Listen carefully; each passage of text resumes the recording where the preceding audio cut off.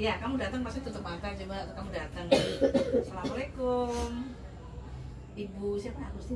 Gustianda. Ibu Gustianda. Ibu, buka matanya bisa, Bu? Buka matanya. Oke. Iya benar.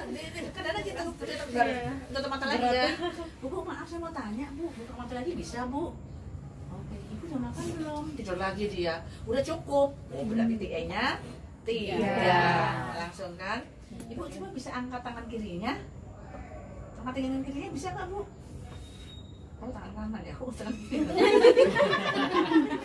Yang kiri, Bu, yang kiri coba diangkat tangannya bisa nggak? Oh, bisa. Udah cukup, udah bisa cukup. Coba dia kita suruh angkat tangan nggak bisa. Coba kakinya, Bu. Kakinya digeser bisa nggak kakinya? Karena yang kita nilai adalah tingkat kesadaran. Nah, sekarang gini deh, biar nggak bingung, saya lanjutkan dengan pemeriksaan kekuatan otot. Ya, ini sebetulnya penting untuk kira-kira apa selain stroke? Untuk stroke penting nggak? Penting. Cedera kepala? Penting nggak? Periksa kekuatan otot. Cedera kepala bisa lumpuh nggak sih? Bisa. Bisa. Malah dia lumpuhnya kalau stroke kan sesuai dengan teritori aliran darah. Kalau cedera kepala bisa di mana aja. Ya nggak bisa kini sini. Berarti penting banget periksa kekuatan otot. Apalagi kasus apa? GBS perlu nggak? Perlu. Misalnya Radwis perlu nggak? Perlu. Tumor otak perlu nggak? Perlu. Jadi semua yang saraf pusat, bahkan saraf topi aja penting kan? Kayak medula spinalis setinggi apa itu kita juga bisa kekuatan otot. Nah, sekarang saya akan ceritakan caranya. Kalau pasien berbaring, coba Ibu angkat tangan dua-duanya bisa, Bu? Bu Gustianda, coba angkat dua-duanya. Pura-pura normal dulu deh. Ya, boleh. Nah, cukup segini, namanya 45 derajat. Kalau Ibu duduk, misalnya tempat tidur ditinggikan nih di ruangan ya, Ibu dalam posisi duduk. Ibu coba angkat tangannya dua-duanya. Angkat dua-duanya. Nah, ngawal dua-duanya. Iya. Cukup. Berarti ngangkatnya 90 derajat. Saya hanya ingin bedakan itu. Jangan sampai gini pasiennya ya. Cukup 90 derajat. Kalau Ibu berbaring, coba berbaring, coba angkat tangan dua-duanya, Bu. Stop. 45 derajat. Nggak usah begini ya. Kemudian empat-empatnya harus diukur kalau kekuatan otot. Ibu coba satu-satu ya, saya akan periksa tangan kalian bisa diangkat, Bu. Bagus ya. Bu, saya kasih tahanan ya, coba angkat sini. Tahan ya, Bu ya, tahan ya. Oh, berarti ini nilainya 4 dari tahanan jatuh. Coba Bu angkat lagi, tahan ya, tahan. Jadi ngasih tahannya bisa 2 ya. Bisa kita dari atas, bisa dari sini. Tahan, turunkan tangannya, tangannya turunkan, turun tangannya.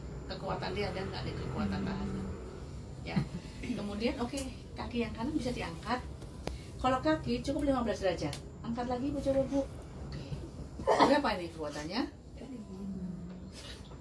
Baru diangkat aja sudah jatuh. 3. Benar. Coba kalau kaki kirinya. Oh, kakinya bagus nih. Nah, coba lihat. Tahan. Angkat lagi. Ibu coba tahan ya, Bu. Angkat lagi, Bu. Tahan, Bu. Jadi kemungkinan bisa aja kalau GBS kayak gini. GBS itu khasnya adalah simetris. Nah, itu perlu pemahaman teman-teman. Jadi kita bisa mendiagnosis itu. Kalau lumpuh separuh badan, kemungkinan stroke. Kejadiannya begini. Lumpuh separuh badan, kejadian tiba-tiba, kemungkinan stroke. Lumpuh separuh badan tapi bertahap, dari 3 bulan yang lalu makin berat, kemungkinan tumor otak. Lumpuh dua-duanya kaki dari bawah simetris ke kanan, makin lumpuh, kemudian tangan juga lumpuh, GBS.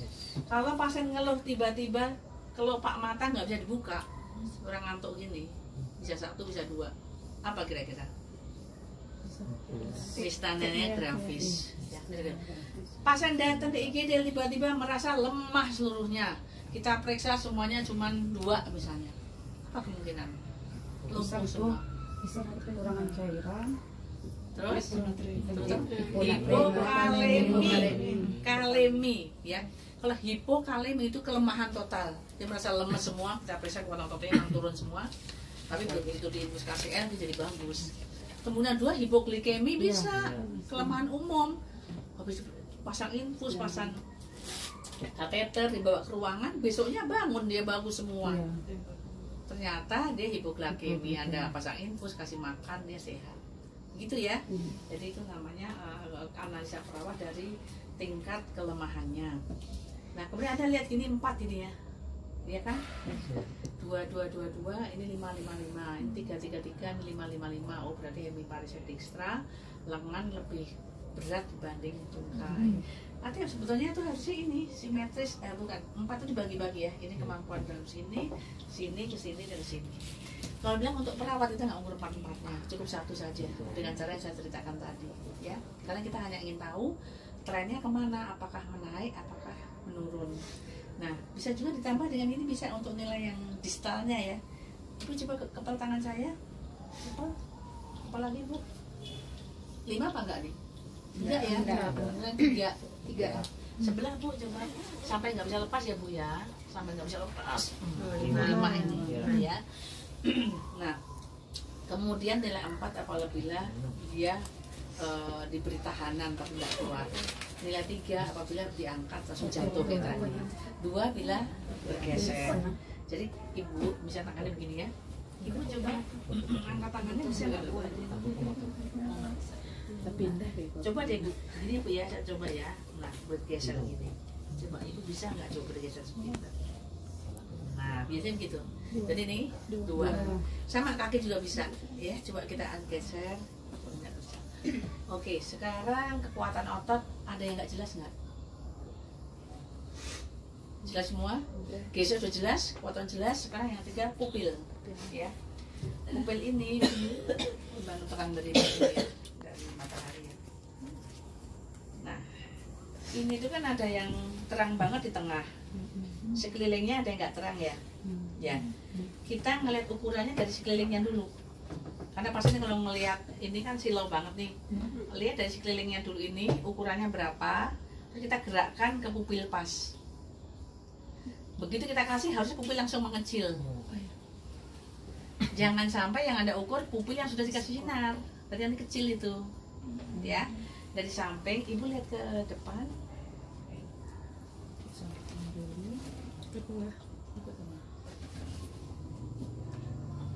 Kecil 2 tapi dikasih dia lebih mengecil lagi. Periksa kanan, ingat yang ibu jari kita untuk membuka kelopak mata dari samping langsung ke sini. Nah, begitu kita kasih sinar dia harus langsung mengecil. Pupil ini juga penting karena salah satu parameter untuk menilai apakah sama perburukan. Kalau perbaikan ya oke, tapi biasanya ada perburukan atau tidak. Pertama pada pasien yang apa? Stroke perdarahan. Kenapa stroke perdarahan? Karena bekuan darahnya itu apabila dia bekuannya bertambah parah, itu akan menekan nervus 2 sehingga pupil akan mengecil jadi anisokor. Yang kedua pada pasien pasca operasi. Pasca operasi juga Anda harus cek terus pupilnya. Karena kita kejadian begitu operasi hari kedua, perawatnya untung teliti.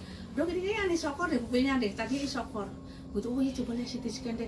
Begitu di CT scan ternyata ada penumpukan cairan di situ. Begitu beda saraf, buka kepalanya lagi, diangkat, kasih drain, sembuh, sehat. Nah itu contoh-contoh bagaimana peran perawat mendeteksi adanya perburukan. Kalau salah satu tanda peningkatan TK adalah pupil anisokor, iya kan? Tadi isokor 3-3, satunya 3, satunya 5. Berarti jadi anisokor. Nah dari ketiga